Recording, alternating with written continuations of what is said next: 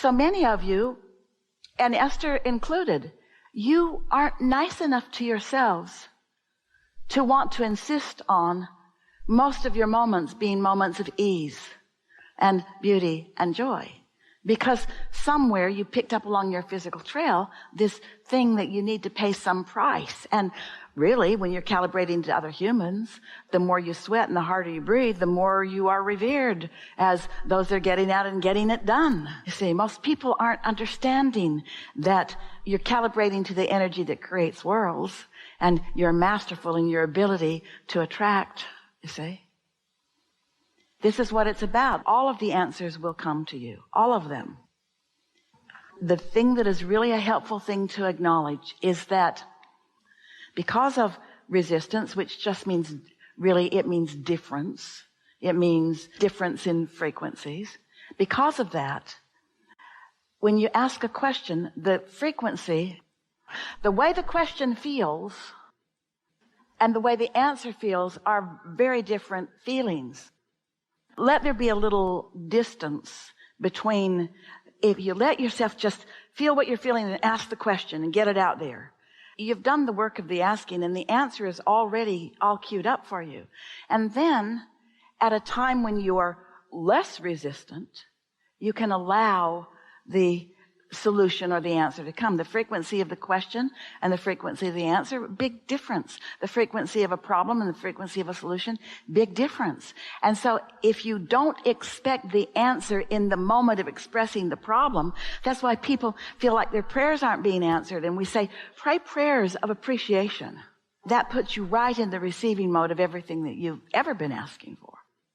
It almost doesn't matter what you believe. Here we go again. A belief is a thought that you keep thinking. When you believe that you can't have something that you want, then you can't. Not right now. Not while the belief is that you can't. And so you've got to soothe that belief, that frequency, that emotion into something that feels better. It's not something to see. It's something to feel. And it doesn't matter what it is. You only have to know when it's there. And it's there every time you feel anything from the lower half of the emotional scale. Boredom, resistance, pessimism even more, frustration even more, overwhelmment even more, disappointment even more, doubt, all the way down to fear, grief, depression. And so that's how you know. So that's your indicator of what's in the way. And it doesn't matter what it is. You don't have to find out what the culprit is that caused one of those emotions and wrestle it to the ground and kill it. You don't have to figure out what it is and then go to therapy and see if you can get rid of it. You just have to find a matching thought to something that is optimistic. You're just looking for existing matches to the upper half of the scale, and that automatically takes you out of focus with whatever it was, and it doesn't ever matter if you ever understand what it was. Because as you soothe yourself, then you match different things. It's easier than you thought, isn't it? Does that make sense to you? Humans are we love you so much. You want to be so precise. You want to be able to explain yourself to everybody, and you want to be able to explain, well, I figured out what was wrong, and it was this and this and this. And the whole time you're explaining it, you're calibrated to it. So you're holding yourself in that frequency.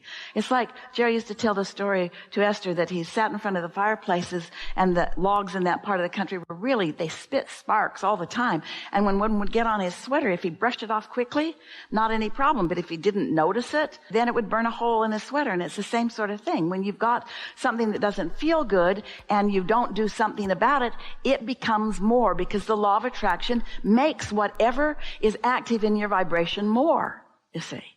And so once you understand that you've asked and it's been given, now just find a match that feels good, that feels like something that feels good to you, and we know you know the difference.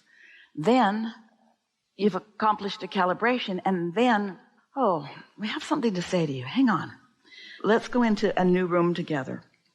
Let's say that you all are hearing this and getting this and willing to try this. And it's new for you because you're really motivated to understand everything and explain everything, because You live in a society where a lot of people have demanded a lot of justification from you. In their comparative nature, in their controlling nature, it's all right. They didn't, in most cases, mean to do it. So you are willing to try this game. It's a priceless, valuable game where you're just going to realize when you're having a negative emotion. And so you get better and better at honoring your own requests, you see. Here's the new room that we wanted to walk in with all of you together. So you feel the negative emotion. That's all that matters. You're aware that you're feeling some uneasiness. It's in early, subtle stages. It hasn't reached the place that there's some disastrous culmination. You're just feeling some uneasiness and you don't like it. And you like yourself enough to want to grant yourself easiness rather than uneasiness. So rather than trying to figure out what is it that I'm feeling uneasy about, you don't have to do that. You just have to find something that you are easy about. And as you do that, you keep your vibration in this frequency where what you need or what you want is always within easy access to you. That really is the way that it works. Esther used to say to Jerry, she was trying to convince him that he would like to be with her. So she sang, Evita, I'd be surprisingly good for you. She sang, get on the bus, Gus. And one of the things that she said that she thought would really appeal to him is, I shine in a crisis. Well, that's valiant. There should be statues for people that do that, right? We explained to her once she started listening to us that the reason she shines in a crisis is because the crisis causes her to focus. And what we're asking you to do is focus pre-crisis. Focus at softer, more subtle. It's easier if you convert those words, frequency, vibrations, energies, even words like resistance, into words like happy, sad, nervous, calm. In other words, your emotions are your vibrational indicators. Your emotions are your guidance system, and without them you cannot calibrate. So this conversation matters. So do you know the difference between being worried and at ease about something? The nice thing about emotions, words don't really teach. And so we can say a lot of words. But the beautiful thing about emotions are that you can feel the difference. In other words, Esther knows when she's calm and she knows when she's agitated, don't you? When you're calm, you're in the allowing mode. When you're agitated, you're not. When you're happy, you're in the allowing mode. When you're mad at somebody, you're not. You are more than this physical apparatus. You're an extension of source energy that is consciousness. Not something that you can hear or see or smell or touch or taste. It's consciousness and it's vibration.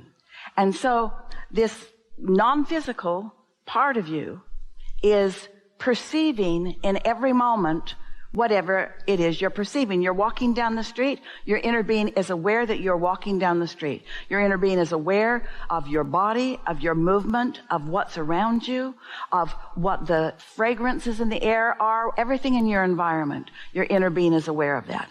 And you have an awareness too. And the blending of those two awarenesses equals your total experience. So the vibrational frequencies are important to understand because you are like a two-headed monster, so to speak. You have your inner being who has perception and you who have perception, and the frequency of your inner being and the frequency of you equals whatever your emotions are. So when we talk about calibrating to the frequency of your inner being, we mean look around and try to mold, modify, be deliberate about the way you focus into your environment and see if you can feel yourself into alignment with your inner being. And the way you do that, because you don't know what decibels are, you don't know, this is an A440. Did you know that? It's gone. Did you know that? Does that matter to you? Does it matter to you what the frequency was, or did you just hear it?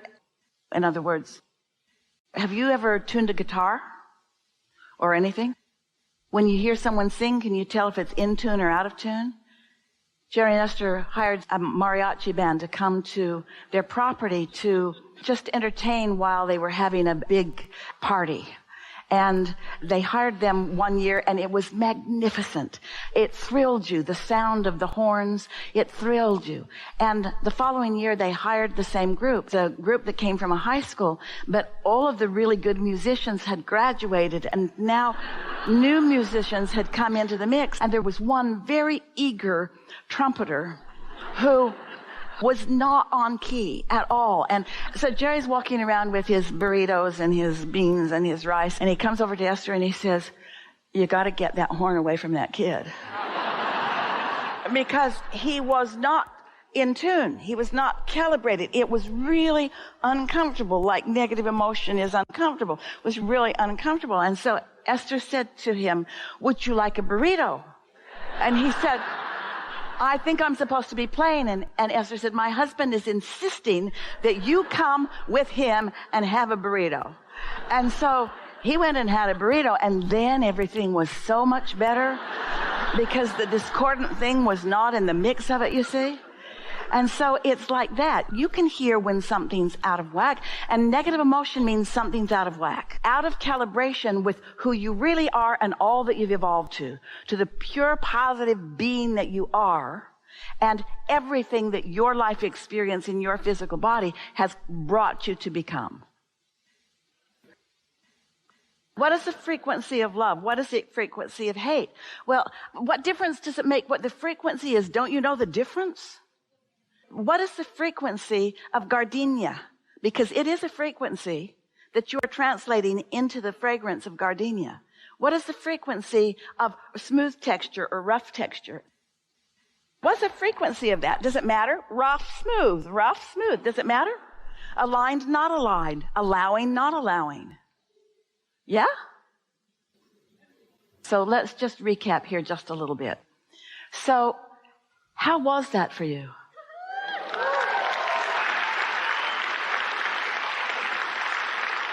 Don't you feel more eager to soothe yourself into alignment with your source? Soothe yourself there. Not prove yourself there. Soothe yourself there. Is it a good feeling to you to know that as you're moving through the details of any day, that your inner being is moving through those same details with you? And that your inner being is never questioning why you're doing what you're doing or judging you or trying to get you to do something different. Just there. Just a steady presence of knowing exactly what you want from every moment in time and emitting a vibration that when you tune to it, then what you want will be your experience. Did you hear that? So if you're tuning to anything that feels good, you're covered.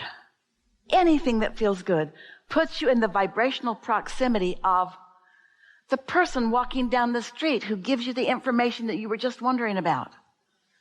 Or the sign that you didn't even know that was there, that has been there, but now that you can see it. In other words, everything around you, your world is about to be, just as a result of this little bit of time that we've spent together today, transformed into this magical, responsive, wonderful experience.